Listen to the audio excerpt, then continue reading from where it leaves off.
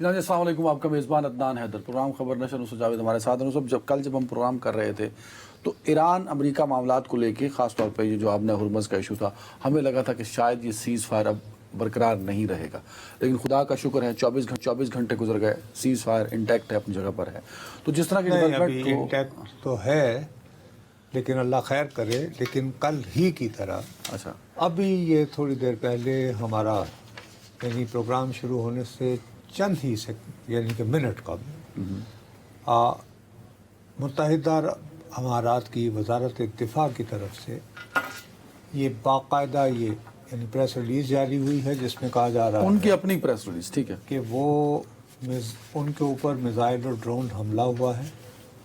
وہ الزام لگا رہے ہیں کہ یہ ایران سے حملہ ہوا ہے، ہاں، اور ملک کے مختلف حصوں سے جو دھماکوں کی آوازیں آ رہی ہیں، یعنی UAE کے مختلف حصوں سے، ٹھیک ہے، وہ در حقیقت ایران کا جو ایئر ڈیفنس سسٹم ہے وہ انٹرسیپٹ کر رہے ہیں، وہی جو یعنی کہ میزائل کو، اینڈومز وغیرہ کو، ٹھیک ہے، اور وہ بلسٹک میزائلز، کروز میزائلز اور ڈرونز کو جو ہے انٹرسیپٹ کر کے گرا رہے ہیں۔ یہ وزارت دفاع UAE کا آفیشیل سٹیٹمنٹ متحدہ عرب امارات، یہ آفیشیل سٹیٹمنٹ ان کا سرکاری یہ بیان میرے ہاتھ میں ہے۔ اور دوسرا وہ یہ کہہ رہے ہیں کہ اس ٹائپ کے جتنے بھی خطرات ہیں، ہمارا دفاعی نظام، فضائی دفاعی نظام اس کو بڑے متحرک انداز میں ناکام بنا رہا ہے، اور جو بھی دھماکوں کی آوازیں آ رہی ہیں وہ دوبارہ ریپیٹ کر رہے ہیں، وہ اس وجہ سے نہیں آ رہی کہ خدا نخواستہ ان کے بقول ایران سے آئے میزائل جو ہیں یا ڈرون وہ کو نقصان پہنچا رہے ہیں، بلکہ وہ یہ کہہ رہے ہیں کہ ہم انہیں فضا میں ہی ناکارہ بنانے کے قابل ہو رہے ہیں۔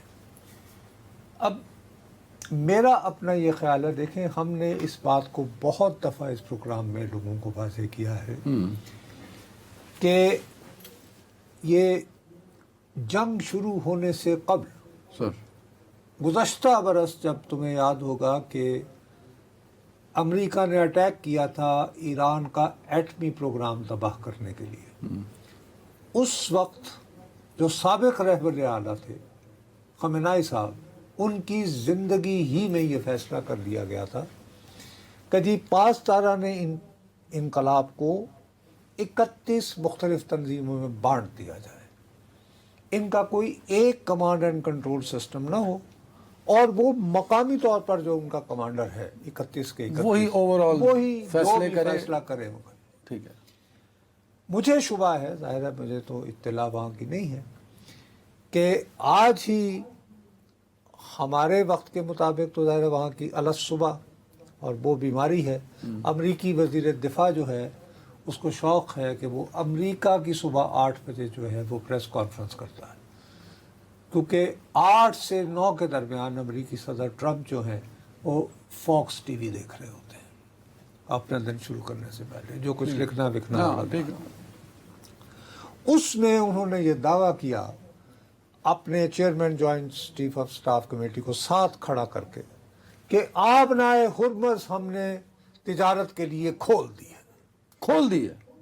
یس، یہ دعویٰ ہو چکا ہے، یہ ان کا دعویٰ تھا۔ اچھا، میرا خیال ہے اس دعوے کو جھٹلانے کے لیے وہ جو فارمیشن ہے، جو ایک کوئی تشکیل ہے، اس نے کہا ہوگا جی کون سا دعویٰ، تو انہوں نے میزائل فائل کر دیے، اور اللہ کرے کہ یہ بھی کل ہی کی طرح پھوکے فائر ثابت ہوں۔ کیوں؟ اور یہ سیز فائر انٹیکٹ رہے۔ یہ میرا خیال ہے کہ سیز فائر انٹیکٹ رہنے کی بہت زیادہ گنجائش ہے۔ دیکھیے کل جس طرح اشتعال انگیز جو واقعات ہوئے تھے نا، تو تم یقین مانو کہ رات سونے سے قبل میں یہ طے کر چکا تھا کہ دا اسٹوری از اوور، لیکن آج جب میں نے دیکھا کہ نہیں یار اسٹوری از ناٹ اوور، تو مجھے یاد آیا کہ میں نے کل ہی آپ کو بتایا تھا کہ یار میری واشنگٹن میں ایک صاحب سے بات ہوئی، کل اس کا ایک بتایا تھا، اور میں نے کہا یار وہ ایک ریٹائرڈ جرنلسٹ ہیں، مجھ سے بہت سینئر ہیں، کو 10 سال، لیکن ان کے ابھی بھی امریکہ کے جو فیصلہ ساز حلقے ہیں، یا جنہیں آپ ڈیپ اسٹیٹ کہہ لیں، وہاں کی اسٹیبلشمنٹ کہہ لیں، ان کے بہت قریب ہے وہ صاحب۔ تو انہوں نے مجھے یہ کہا تھا کہ آپ آرام سے چل کریں. امریکی صدر ٹرمپ کے چین کے دورے سے قبل یعنی 14 مئی سے قبل 9 مئی سے لے کر 12 مئی تک کسی بھی دن اسلام آباد میں امریکہ اور ایران کے درمیان مذاکرات کا ایک اور راؤنڈ ہونے کے 70% سے زیادہ امکانات ہیں. برائٹ چانسز ہیں. نہیں یہ فگر بھی ان کا تھا, میرا نہیں تھا کہ 70% سے زیادہ چانسز ہیں. تو مینٹلی بھی پریپیئر. اگر یہ جو آپ نے خبر پڑھی ہے, اطلاع جو کل بھی ہم پروگرام شروع کرنے وقت تو بہت سخت انہوں نے, تو اگر یہ ایسکلیٹ کر جاتی ہیں چیزیں, ایسکلیٹ فرض کرو نا, اب یہ سارے وہ بار بار دیکھو نا, اسی کے اندر ہی یہ میسج دیا جا رہا ہے کہ شاید ہمیں کوئی اٹیک کرنے کی, کل تو یہ کہا جا رہا تھا کہ بس بہت ہوگی, اگر آئندہ ہوا تو ہم یہ کر لیں گے, یہ بھی تو یو اے ای کی طرف سے آ رہا تھا. کل انہوں نے ایسا کچھ کہا تھا. اب دیکھیے وہ دوہرا رہے ہیں, بارہا دوہرا اس بات کو رہے ہیں کہ صاحب یہ جو آپ دھماکوں کی آوازیں سن رہے ہیں ان سے آپ گھبرائیں نہیں, ہم انٹرسیپٹ کر رہے ہیں, ہم انٹرسیپٹ کرتے جو ہمارے اوپر مبینہ طور پر ایران سے آ رہے ہیں, ہم ان کو کل سے اپنے سورس کو کوڈ کرتے ہوئے بات کر رہے ہیں. آپ میں سورس بھی غلط ثابت ہو سکتی ہے. میں آپ کی اپنی رائے بھی تو جاننا چاہتا ہوں. دیکھیں, ایک طرف آپ کہتے ہیں کہ ٹرمپ کیا لکھتے ہیں وہ غور سے پڑھو, ٹرمپ میڈیا کے ساتھ بات کرتے ہیں وہ بات چیت, تو یہ ساری چیزیں جب آپ اینالائز کرتے ہیں تو آپ اپنے سورس کی بات سے اتفاق کرتے ہوئے اس بات کو مانتے ہیں کہ شاید اسلام آباد میں مذاکرات کا دوسرا دور ہو سکتا ہے. میں مجبور ہوں اچھا ان کی بات کو یعنی غور سے سننے اور پھر اس کو کہنا کہ ہاں یار اٹ میک سینس. اس کی وجہ یہ ہے, آپ کو پہلے ہی علم ہے کہ امریکہ کے صدر کا چین کا دورہ جو ہے وہ ملتوی ہوا. ہاں پہلا تو ملتوی ہوا, ٹھیک ہے, اپریل والا. اب وہ اس کو ایک مرتبہ پھر ملتوی نہیں کرنا چاہے گا, کیونکہ امریکہ اور چین کے درمیان وہ جو کاروبار کی انڈرسٹینڈنگ ہوئی ہے, ایک دوسرے پر جو پابندیاں ہٹائی ہوئی ہیں, وہ ختم ہو جانی ہے اس مہینے کے آخر میں. ہاں اس سے پہلے انہوں نے ایک فریم ورک کرنا ہے. ہاں ٹھیک ہے, نمبر 1. ٹھیک ہے. دوسری بات یہ ہے کہ ٹرمپ کو دوبارہ برسر اقتدار آنے کی جو اس کی مہم ہے, اس پہ سب سے زیادہ پیسہ جو ہے وہ لگایا تھا ٹیک کمپنیوں نے, جو یہ انٹرنیٹ کا, فونوں کا, اے آئی وغیرہ کا کام کرتے ہیں. ان کا کام بغیر ریئر ارتھ کے نہیں چلتا, کیونکہ 90% جو ریئر ارتھ ہے, جو نایاب معدنیات ہیں, جو چپس بنانے میں مددگار ثابت ہوتی ہیں, وہ چین کے پاس ہے. تو اگر ٹرمپ کو بقول اس کے دعوے کے امریکہ کو واقعتاً دوبارہ عظیم بنانا ہے تو اس کو وہ ٹیک چاہیے, ٹھیک ہے, تو وہ یہ چاہے گا کہ چین کے ساتھ میرے معاملات جو ہیں, کاروباری معاملات, وہ ٹھیک ہو جائیں. یہی وجہ ہے کہ چینی صدر سے ان کی گفتگو کے بعد چین ایک پرومیننٹ کریکٹر اب نظر آ رہا ہے اس سارے نہ صرف یہ ہو رہا ہے, دیکھیں نا موصوف کی وہ اب براہ راست رابطے میں ہے. اب ایران کے وزیر خارجہ عراقچی صاحب وہ غالباً چین کی طرف روانہ ہو چکے ہوں گے. میرے کو روانہ ہو چکے ہیں شاید.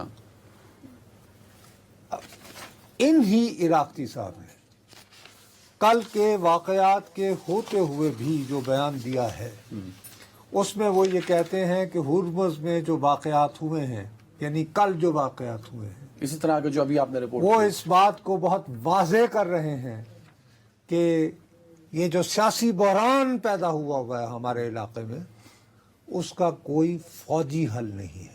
It's a political solution. یہ وہ کہہ رہے ہیں, ایران کا وزیر خارجہ کہہ رہا ہے. اس کے بعد کہہ رہے ہیں کہ جو گفتگو ہو رہی ہے اس میں پاکستان کی گریشیس باوقار کاوشوں کے ذریعے میں ترقی ہو رہی ہے, یعنی کچھ پازیٹیو ڈیولپمنٹ ہے. ٹھیک ہے. اور یہ کہ امریکہ کو چاہیے کہ وہ چیزوں کو بڑھنے دیں, یعنی کہ امن کی طرف, جنگ بندی کو مستقل کرنے کی طرف, اور دوبارہ جو ہے اس خطے کو جنگ کی دلدل میں نہ دھکیلے, اور دبئی کو بھی صبر کا مظاہرہ کرنا تھا, یہی یعنی متحدہ عرب امارات کو بھی, یو اے ای کو بھی. تو ورنہ یہ جو پروجیکٹ فریڈم ہے, یہ فریڈم ڈیڈ لاک ہو جائے. ہوا یہ کہ ٹرمپ نے کل یہ بیان دے کر کہ جی میں آپریشن، حالانکہ میں نے تمہیں کتنی تفصیل سے غور سے پڑھ کر تمہیں بتایا تھا کہ یار وہ تو اپنی طرف سے یہ دعویٰ کر رہا ہے کہ میں تو یار انسانی بنیادوں پر یہ وہ جو لوگ مختلف ملکوں 8 ہفتوں سے پھنسے ہوئے ہیں میں ان کو ریسکیو کرنا میں تو ان چاہتا کو ہوں. چاہ رہا ہوں کہ یار وہ نکل جائیں، اور ریپیٹڈلی اس میں وہ یہ بھی کہتا رہا کہ وہاں سے نکل جائیں، دس از ون ٹائم ایگزٹ، یعنی میں ان کو وہاں سے نکلنے کا راہ بنانا چاہتا ہوں. ٹھیک ہے، اور ایران سے بھی ریکویسٹ کرتا ہوں، وہ ایران سے بھی ریکویسٹ کرتا ہوں کہ یار ان کو آنے دیا جائے، ایک دفعہ گزر جانے دیں. وہ کہا اچھا اس کا مطلب ہے کہ یہ تو ہمارے کنٹرول کو چیلنج کر رہا ہے. سو پچھلے ٹھیک ہے پچھلے کچھ دنوں کو ہم کہہ دیں یا کچھ گھنٹوں میں کوئی ایسی انڈیکیشن نہیں ہے جو بار بار ہم پچھلے ہفتے ذکر کر رہے تھے کہ دوسرا راؤنڈ بھی ہو سکتا ہے جو اس کی طرف لے کے جائے. جو اس کی طرف جانے سے روکے بھی تو نہیں ہو رہا نا رک تو گیا نا سر، بابو، جنگ بندی تو قائم ہے نا، قائم ہو گئی نا، تو یہ ایک سب سے بڑا انڈیکیشن ہے کہ اگر انٹیکٹ ہے. دوسری بات یہ تو اب کل جو ہے متحدہ عرب امارات کا جو فوری رد عمل تھا وہ بہت ہارش تھا، آج وہ سافٹ ہے، آج وہ کمپیریٹیولی مقابلتاً. ہاں ساتھ ہی سعودی عرب نے، یہ بھی ان کا سرکاری بیان ہے، اس میں وہ یہ کہتے ہیں کہ جی یہ جو حملہ ہوا ہے ہم اس کی مذمت کرتے ہیں، یہ نہیں ہونا چاہیے تھا، غلط ہے، اور ہم یہ درخواست کرتے ہیں کہ مسائل کو، معاملات کو مزید الجھایا نہ جائے، بلکہ اگین پاکستان کی مدد اور مصالحت اور ثالثی اور سفارتی کوششوں کے ذریعے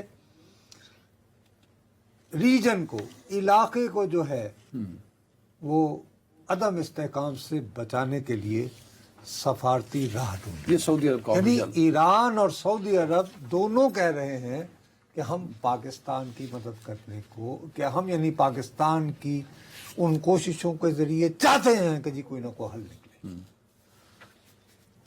آگ کون لگانے والے ہوتے ہیں؟ پھر تیلی لگانے والے.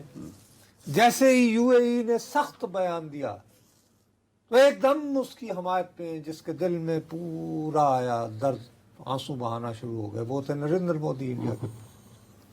جبکہ پاکستان کے وزیر اعظم نے بھی، حالانکہ ان پہ تو ذمہ داری ہے بھائی، انہیں ایران کو بھی ناراض نہیں کرنا، میڈیٹر کا رول یا فیسیلیٹیٹر کا رول. اس کے باوجود یہ وزیر اعظم پاکستان کا جاری کردہ ٹویٹ ہے جو واضح طور پر کہہ رہا ہے کہ پاکستان شدید الفاظ میں مذمت کرتا ہے یہ جو اٹیک ہوئے ہیں، اور وہ یہ کہتے ہیں کہ یہ اٹیک ہو رہے ہیں سویلین بٹاکرز پر، اور میں ہز ہائنس جو ہیں محمد بن زائد ان کے ساتھ مکمل یعنی سمپتی اور یکجہتی اور اظہار افسوس کر رہا ہوں.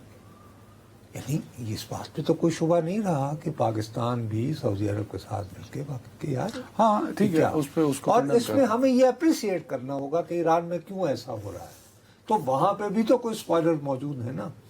اور آہستہ آہستہ اب ایران کو سوچنا پڑے گا.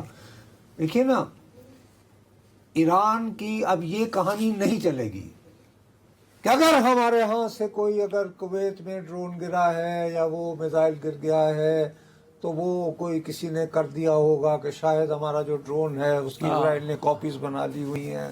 یہ سٹوری اب نہیں چلنی، وہ نہیں اب چلنی. وہ یہ جائے گا کہ یار یہ تو باقاعدہ اس کی قیادت جو ہے تقسیم ہے، سیاسی قیادت کچھ اور باتیں کر رہی ہے اور پاسداران انقلاب کچھ اور سوچ رہے ہیں. تو آپ پھر وہ ٹرمپ والے پوائنٹ آف ویو کو وہ مل جائے گی نا، یار یہ ہاں تو اب یہ ایران کے دوسری بات جو ہے وہ بھی ایران کے انٹرسٹ میں نہیں ہے کہ دنیا کو یہ میسج، مثلا چلو پاکستان تو ایک اسلامی ملک ہے نا، چلیں، اور ہم ہمسائے بھی ہیں قریب ترین، تو ہمارے اوپر جو افیکٹ آ رہا ہے تیل کی نایابی یا مہنگائی تیل کی قیمتوں کا اور اس کی نہ، لیکن یہ جو ملک ہیں جیسے فلپین، جاپان، اب کوریا، اور کوریا کو بار بار کہہ رہا ہے وہ کہ تمہارا جہاز دیکھو تمہارا جہاز تو میں نے بجایا، اب تم آؤ نا خود کرو. اسی طرح اگر چلتا رہے گا تو بھائی وہ تمام ممالک جن کا تیل جاتا ہے وہ کہیں گے یار ہمارے تو. آپ پھر یہ کہہ رہے ہیں کہ ہر گزرتا دن ایران پر برڈن بنتا جا رہا ہے. جی ہاں، کہ اگر وہ یہ نظر آئے گا کہ یار یہ تو بالکل صلح کو اچھا ویسے آپ کے خیال میں اگر بات چیت میں ڈیلے آ رہا ہے تو وہ کس کی طرف سے آ رہا ہے اب؟ میرا خیال ہے کہ تھوڑا سا پاسداران کی ہی کچھ حلقے، میں کیونکہ اگر تمام ہوتے تو یہ عراقی صاحب پھر چین بھی نہ جاتے نا. ہاں وہ لیکن وہ جا رہے ہیں. وہی بتا رہا ہوں نا کہ چونکہ ان میں اتنا ہو چکا ہے. چلیں صحیح ہے. اب ہونا یہ ہے کہ کہیں نہ کہیں کوئی ایسا ایگریمنٹ ہوگا. غالباً ایران کو آبنائے حرمت سے ٹول ٹیکس پہ تو آئی ڈونٹ تھنک بین الاقوامی برادری ایگری کرے گی، لیکن ایک درمیانی راہ نکل سکتی ہے کہ ایک راؤنڈ ہو، اس میں یہ فیصلہ ہو کہ یار سارے جہاز یہاں سے نکل جائیں، اس کے بعد اس طرح کیا جائے کہ آبنائے حرمت کو دوبارہ کھول دیا جائے جیسے جنگ سے پہلے ہو رہی تھی. ٹھیک ہے سب لیکن سن لو ہاں اس کے عوض ایران کے جو ہیں وہ جو اثاثے منجمد ہوئے ہیں ایک تو ان کو ریلیز کر دیا جائے. ٹھیک ہے. اس کے بعد ایران کے اوپر اقتصادی پابندیاں سگنیفیکنٹلی ہٹائی جائیں. اور تیسرا، ایران کو اپنا تیل چوری چھپے نہیں اوپنلی مارکیٹ پر تو ایک نیگوشیشن پوزیشن میں ایران ہے. ابھی ٹرمپ صاحب صحافیوں سے گفتگو کر رہے ہیں اوول آفس میں، جہاں پہ انہوں نے ایک دفعہ پھر پاکستان اور انڈیا کی جنگ رکوانے کا تذکرہ کرتے ہوئے کہا کہ نوبیل پرائز کے لیے لوگ میری مخالفت کر رہے تھے لیکن میں نے اتنے ملین لوگوں کو بچایا as per prime minister of Pakistan, میں نے یہ جنگ رکوائی. تو ایک تو پھر انہوں نے اس کا تذکرہ کر دیا. دوسری جانب صحافیوں کے سوالوں کے جواب دیتے ہوئے انہوں نے یہ کہا صحافیوں سے بات کرتے ہوئے کہ ایران ہم سے یہ کہہ رہا ہے جو ہم ان سے بات چیت کر رہے ہیں کہ وہ مزید جنگ کی پوزیشن میں نہیں ہے. یہ ٹرمپ صاحب کہہ رہے ہیں. تو وہ تو یہی کہے گا. تو اس کا مطلب ہے کہ وہ ابھی تک، مجھے تو یہ پتا نہیں تھا کہ ٹرمپ صاحب یہ ابھی گفتگو کر رہے ہیں، وہ میرے خیال چل بھی رہی ہوگی. وہ ہمارے تجزیے سے اتفاق کر رہے ہیں، یعنی کہنا وہ یہ چاہ رہے ہیں کہ نہ میں جنگ لڑنا چاہتا ہوں نہ ایران لڑنا چاہتا نہ ایران. وہ اب کو درمیانہ راستہ لوگوں کو دکھا رہے ہیں کہ ہم دونوں مل کے نکال رہے ہیں. اپنا ایک بریک کی ناظرین، ویلکم بیک. صاحب اسلام آباد میں ایک پوش علاقے F6 ہمارے پاس ہی، یہاں سے اغوا ہوتا ہے، پھر اس لڑکے کو مردان میں جا کے قتل کر دیا جاتا ہے. اور اس پہ ہم تفصیلی گفتگو کرنی ہے. ہمارے ساتھ اور ہمارے رپورٹر عثمان مغل موجود ہوں گے. لیکن اس سے پہلے میں چاہتا ہوں خیبر پختونخوا میں ایک اور واقعہ ہوتا ہے ٹارگٹ کلنگ کا، جس میں مولانا ادریس جو کہ مولانا محمد ادریس ترنگزئی صاحب سر جو کہ دارالعلوم حقانیہ کے شیخ الحدیث بھی رہے اور بہت عرصہ پڑھاتے بھی رہے، سیاستدان بھی تھے، بہت متحرک تھے. نہیں یہ سیاست میں متحرک سیاست میں اس طرح نہیں تھے، یعنی سرپرستی کرتے تھے. بہت JUI کے بنیادی فنڈامنٹل مرکزی رہنماؤں میں سے ایک ہیں. لیکن ان کی اصل پہچان جو ہے وہ یہ کہ یہ حدیث کے بہت بڑے اسکالر، عالم اور استاد مانے جاتے ہیں. تو ہزاروں کی تعداد میں ان کے جو ہیں چاہنے والے ہیں جنہوں نے ان سے پڑھا اور ان سے سیکھا. یہ جو ہیں ان کا اتنا عزت و احترام ہے کہ یہ آج سے 2-1 سال قبل، مجھے اب ایگزیکٹ تاریخ یاد نہیں ہے، یہ افغانستان بھی گئے تھے 2024 میں سے، اور وہاں پر یہ ان سے ملے تھے ملا ہیبت اللہ، مولوی ہیبت اللہ خانزادہ سے، اور ان کو سمجھانے کی کوشش کی تھی کہ یار ذرا اب یہ قضیہ ہم بہت عرصے سے، جب سے یہ پروگرام چل رہا ہے، ہم کہتے چلے جا رہے ہیں کہ صاحب یہ جو داعش ہے یہ کوئی فضائی چیز نہیں ہے، یہ باقاعدہ گرو کر رہی ہے. اور انہوں نے اپنا مین دشمن جو ہے وہ عدنان حیدر اور نصرت جاوید جیسے لوگوں کو نہیں، وہ تو کہتے ہیں یہ تو خیر ہیں ہی خارج ہیں. ہمیں تو ان لوگوں کو جو ہے ان سے نجات حاصل کرنی ہے کہ جن کی قدر کی جاتی ہے، تصور کیا جاتا ہے کہ وہ اسلام کے صحیح شارح اور مبلغ، اور ان کو پتہ ہے کہ دین کیا ہے. کیونکہ ان کو اگر رکھا جائے، یہ مولانا ادریس جی جیسے جو عالم ہیں، تو وہ تو کہتے ہیں کہ بھی وہ پاکستان میں آئین کی علمبرداری چاہتے ہیں.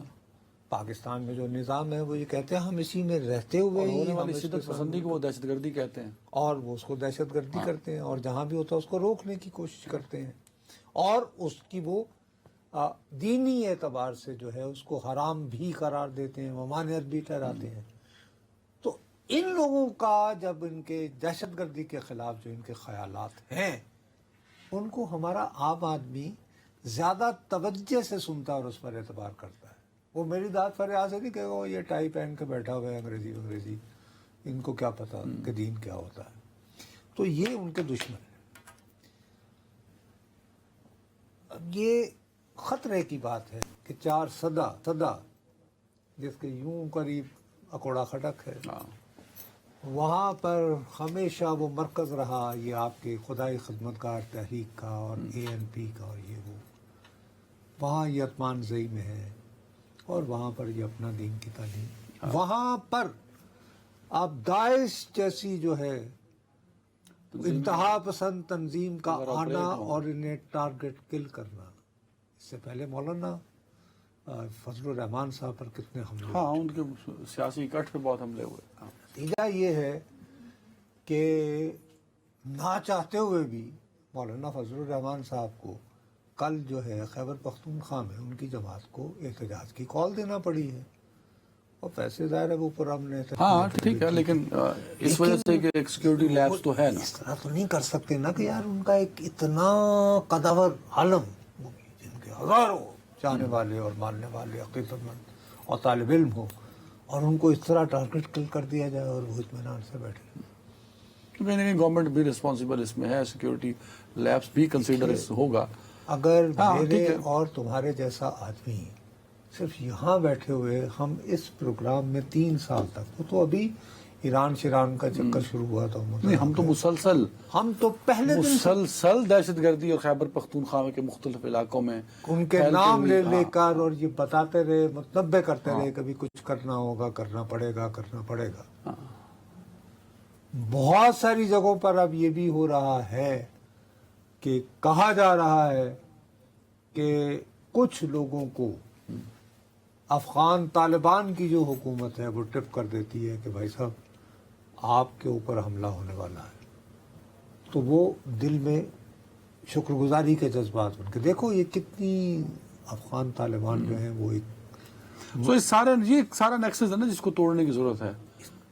تو اس کے توڑنے کی ضرورت یہی ہے نا کہ اب جیسے اب یہ کہ اگر 4 صدہ اور پشاور کے قریب اگر یہاں پر بھی ادھر محمد ہے، ادھر وہ 4 صدہ ہے، ٹھیک ہے، ادھر آ کے نوشہرہ آ جاتا ہے، اگر وہ علاقہ بھی ہم لوگ جو ہیں اس کو کیمراز وغیرہ کے ذریعے کور نہیں کر پائے ہیں، آپ دیکھنا یہ اتنی پرانی رپورٹ دیتی ہے خیبر پختونخوا پولیس کہہ رہی ہے کہ ہم نے کچھ 4 کو آئیڈینٹیفائی کیا ہے کہ وہ ان کی موبیلٹی کو ہم ٹریس بھی کر رہے ہیں. یہ اس طرح کی کوئی خبر ہے کہ وہ ان کا سراغ لگا کر نہیں کریں گے تو ظاہر ہے کہ خوف و ہراس کی فضا زیادہ ہوگی.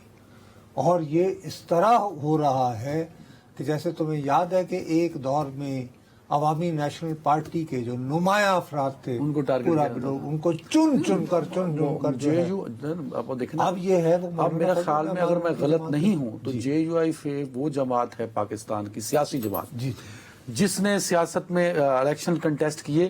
2018 کے الیکشن میں یہ جماعت الیکشن کمپین نہ چلا سکی بیکاز آف ٹیررزم. 2024 یہ جماعت 2 الیکشن لڑی پاکستان میں بغیر الیکشن کمپین کے. تو یہ ایک بہت بڑا تماچا ہے اس ملک کے سیکیورٹی سسٹم پہ کہ ایک سیاسی جماعت الیکشن کمپین نہیں کر سکتی اور بغیر الیکشن کمپین کے وہ ہوتی ہے. تو سلام کرو پھر JUI کو اور مولانا فضل الرحمان اور اس کے باوجود وہ یہ نہیں کہتے کہ جی ہم نے جمہوری نظام سے باہر رہنا ہے، ٹائم کم ہے میرے پاس، قومی اسمبلی میں جانا، ہم نے سینٹ چھوڑ رہے ہیں. وہ یہ نہیں کر رہے تو کب تک نہیں کریں گے. یہ بھی عثمان مغل ہمارے ساتھ ہیں. عثمان بھائی بہت شکریہ. یہ کیا واقعہ ذرا بتائیے گا. F6 سے اغوا ہوتا ہے ایک شخص اور اس بچے کو لے جاتے ہیں، شاید مردان تک گئے ہیں اور پھر وہاں اس کو قتل کر دیا جاتا ہے. تو وہ ٹریس نہیں ہو پایا، مطلب یہ ہوا کیا؟ پہلے تو یہ رپورٹ کیجئے، ساتھ میں یہ ضرور بتائیے گا کہ کتنے ناکے آتے ہیں مردان تک جاتے ہوئے اور کسی ناکے پر وہ پکڑا نہیں گیا ان لوگوں کو جو اٹھا کے لے گیا اس بچے کو. بہت شکریہ جی. کیونکہ یہ اسلام آباد میں تھانہ کوسار کا علاقہ ہے، F61 جہاں سے اس فاروق افضل نامی نوجوان کو گزشتہ روز جو ہے وہ اغوا کیا گیا ہے اور اس کے بعد اسے تشدد کر کے قتل کر کے لاش جو ہے وہ مردان کے علاقے میں جو وہ پھینک دی گئی ہے. اس میں بہت ساری جو پولیس کی کارکردگی تھی اس پر سوالات کھڑے ہوئے ہیں، لیکن ایک اہم پیش رفت تو یہ ہے کہ سارے واقعے کے بعد تشدد زدہ جو لاش تھی وہ ورثہ کے حوالے کی گئی، پوسٹ مارٹم کیا گیا. اس کے بعد جو وہ ابتدائی طور پر اغوا کی دفعات کے تحت یہ مقدمہ جو وہ درج کیا گیا تھا اور اس مقدمے کے اندراج کے بعد پولیس نے جب تحقیقات کا آغاز کیا تو پتہ چلا کہ اس میں ایک لڑکی اور 3 اس کے ساتھی جو ہے وہ ملوث ہیں. اور اہم پیش رفت جو سامنے آئی ہے اس میں گرفتار ہونے والے جو 2 ملزم ہیں جن میں ایک ملزمہ ہے جس کا نام شاہ بانو ہے اور اس کا ایک ساتھی ہے سیف، جو کہ خیبر پختونخوا پولیس کے ایک ڈی ایس پی کا بیٹا جو ہے وہ بتایا جا رہا ہے. اور جو ملزم سیف ہے وہ یہ چاہتا تھا کہ مقتول فاروق افضل جو ہے اس کی شاہ بانو سے جو وہ شادی نہ ہو،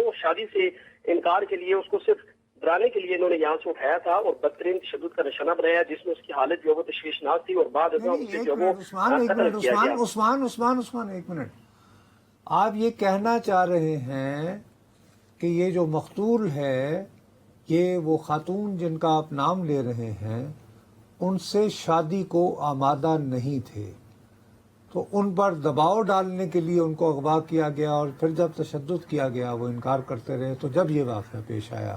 ایم آئی رانگ یا کہ آپ یعنی کہ آپ یہی کہہ رہے ہیں؟ جی دیکھیں، چونکہ اس پہ جو ملزمہ شاہ بانو ہے وہ مقتول فاروق افضل جو ہے اس سے شادی کرنا چاہتی، جبکہ جو اسی ملزمہ کا جو ساتھی ہے سیف وہ یہ نہیں چاہتا تھا. وہ صرف یہ چاہتا تھا کہ فاروق افضل کو کسی طریقے کی طرح اس معاملے سے جو وہ پیچھے کیا جائے، اور اسی نے اسی ملزمہ کی جو وہ مدد سے اس کو گھر کے باہر سے جو وہ اغوا کیا اور مردان کے علاقے میں جا کر جو وہ تشدد کا نشانہ بنایا، جس کے دوران اس کی حالت تشویشناک تھی اور بعض ازاں اسے قتل کیا گیا. اس قتل کے واقعے میں صرف سیف اور اس کی اب گرفتاری ہو گئی، یہ ذرا بتا دیں، گرفتاری ہو گئی ان تینوں چاروں ملزمان کی؟ دیکھیں اس میں مجموعی طور پر 4 ملزمان ہیں، 2 کا جس کا میں نے آپ کو بتایا اور دیگر جو 2 ان کے ساتھی ہیں شیراز اور احسن، ان کو گرفتار نہیں کیا جا سکا، جبکہ سیف اور شاہ بانو جو ہے اسے پولیس نے گرفتار کر دیا. پولیس نے پشاور کے اندر، اس کے ساتھ ساتھ سوات، مردان اور اسلام آباد اور دیگر علاقوں کے اندر جو چھاپے مارے ہیں.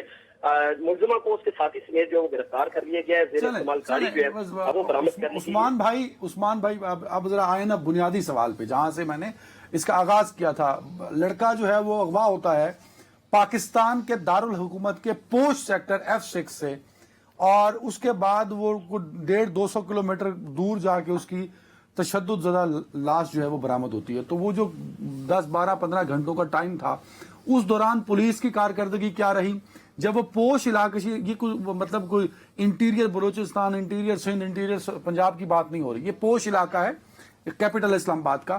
تو وہ جب اغوا ہو رہا تھا پولیس کہاں تھی؟ جب اغوا کر کے اس کو لے گئے پولیس کہاں تھی؟ اسلام آباد سے مردان تک گئے، رستے میں شاید 10 سے 12 ناکے آتے ہوں گے، اور 12 ہر ناکے پہ بھائی میری گاڑی، جب میں فیض آباد سے اپنے دفتر آتا ہوں عثمان بھائی، اب ناکے والے مجھے جانتے ہیں پھر بھی روک لیتے ہیں، اور پھر بھی گاڑی چیک ہوتی ہے، اندر جھانک کے دیکھتے ہیں. تو کیا تھے ناکے والوں نے کچھ نہیں کیا تو کیا ہوا؟ یہ کہاں کس کا لیپس ہے؟ کوئی ذمہ داری کسی پر عائد ہوئی؟ یہ اسلام آباد پولیس جو اپنی کارکردگی بیان فرماتی ہے تو اس فرمان میں کہاں لیپس تھا؟ ذرا بتائیے. جی دیکھیں، چونکہ پہلے مرحلے میں اگر دیکھا جائے تو اسلام آباد کے مختلف علاقوں میں جو پولیس سیکٹر ہے وہاں پر تعینات جو سیکورٹی اہلکار جو رکھے گئے، ایک تو وہ پراپر جو وہ ٹرین نہیں ہے، ان کی ٹریننگ نہیں کی گئی. ایک سیکورٹی گارڈ کے سامنے اس نوجوان کو جو ہے وہ اغوا کیا گیا. جب ان کے اہل خانہ نے شور شرابہ کیا تو وہاں پر جو وہ فائرنگ بھی کی گئی. دوسرا جو مرحلہ ہے وہ ہے اسلام آباد کے تمام داخلی اور خارجی راستوں کا، جہاں پر دعویٰ یہ کیا جاتا ہے کہ سیف سٹی کے کیمرے موجود ہیں، ہائی ٹیک کیمرے موجود ہیں، اور اس کے ساتھ ساتھ داخلی اور خارجی راستوں پر پولیس کی سخت نگرانی کا جو عمل ہے وہ جاری ہے. جو آج اس مقتول فاروق افضل کے ماموں سے میری بات ہوئی تو انہوں نے بتایا کہ پولیس نے ابتدائی طور پر تاخیر کا جو ہے وہ اس سارے معاملے میں تاخیری حربے جو وہ استعمال کیے ہیں، اور سیف سٹی کے کیمروں کی جو مدد ہے وہ حاصل نہیں کی گئی. اس کے ساتھ ساتھ جو موٹر وے کے کیمرے ہیں ان کی مدد حاصل نہیں کی گئی. اگر ان کو اسلام آباد کے اندر ہی روک لیا جاتا تو اتنا بڑا ثانیہ جو ہے وہ رونما نہ ہوتا. لیکن یہ بتایا جا رہا ہے کہ اسلام آباد کے مختلف علاقوں میں جو انہوں نے چیک پوسٹ جو ہے وہ قائم کی ہے، وہاں پر بھی کسی قسم کی پولیس کی جانب سے جو وہ اطلاع نہیں دی گئی. یہ ایک بڑی وجہ ہے کہ نہیں عثمان بھائی، ٹائم کی کمی ہے. اسد چوہدری صاحب نے بالکل میرے اوپر سر پہ چڑھے ہوئے ہیں. مجھے صرف یہ بتائیں کہ بھائی یہ جو اربوں روپے انہوں نے لگا کے سیف سٹی بنایا، ہم سارے 15-15 منٹ ذلیل ہوتے ہیں ہر ناکے پہ کھڑے ہو کے، آپ کہتے ہیں وہ ٹرینڈ نہیں ہے. اور بھائی وہ جو کیمرے لگے ہوئے ہیں اس میں صرف ایک کمانڈ دے کے چیک کرنا ہے اس کو، اور وہ پوری ڈیٹیل نکل آتی ہے کہ یہ گاڑی تھی، یہ اس کیمرے سے آؤٹ ہوئی، اس پہ ان ہو رہی ہے.